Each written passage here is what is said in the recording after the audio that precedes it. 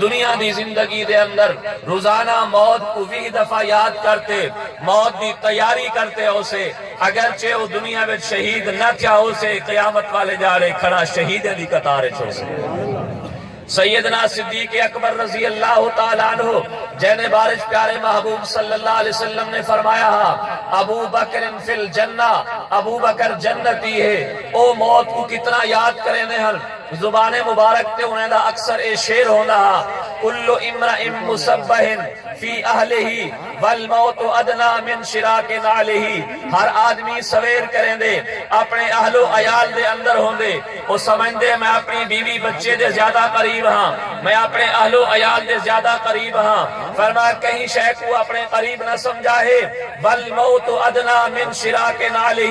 سب کو زیادہ اپنے قریب موت کو سمجھا ہے، چونکہ موت والی جتی دے تسمے کی بھی زیادہ قریب ہے۔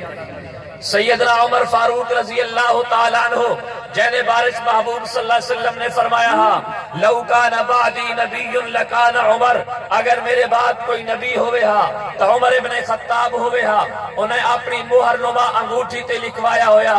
کفا بالموت واعظا یا عمر، اے عمر تے کو کہیں واعظ دی ضرورت نہیں، مطلب واعظ مبلغ تے عالم میں انتظار کریں، او آتے موت یاد نہیں سے ول میں موت دی تیاری کرے سا۔ فرمایا کہیں سے مبلغ تے عالم دا انتظار نہ کری، بے دا جنازہ دیکھتے اپنے جنازے کو یاد کری۔ سیدنا عثمان غنی رضی اللہ تعالیٰ عنہ جیویل قبر دا تذکرہ آوے داڑھی مبارک ہنجو نال ترتھی ویندی ہے، او حضرت عثمان غنی رضی اللہ تعالیٰ عنہ جے قبر دے تذکرے نال ہنجو مبارک آوے دہن داڑھی مبارک ترتھی ویندی ہے۔ سیدنا علی المرتضی رضی اللہ تعالیٰ عنہ جے کو نبی کریم صلی اللہ علیہ وسلم نے جیویل مکہ تو مدینہ ہجرت کرتے گئے، آپ صلی اللہ علیہ وسلم نے پوچھا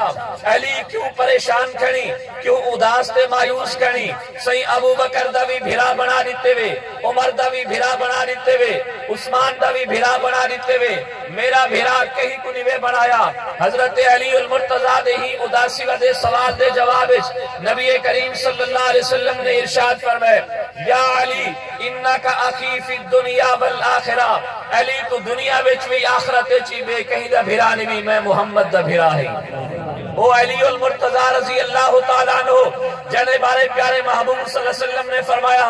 النظر الی علی عبادت،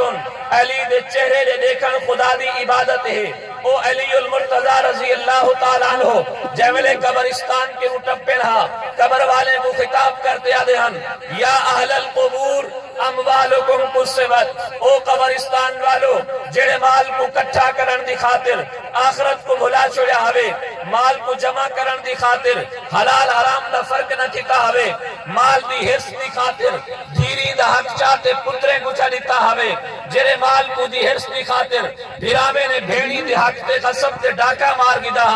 سڑو میرے لوگو۔ نبی پاک صلی اللہ علیہ وسلم نے فرمان، آپ صلی اللہ علیہ وسلم نے فرمائے من قطع میراث وارثہ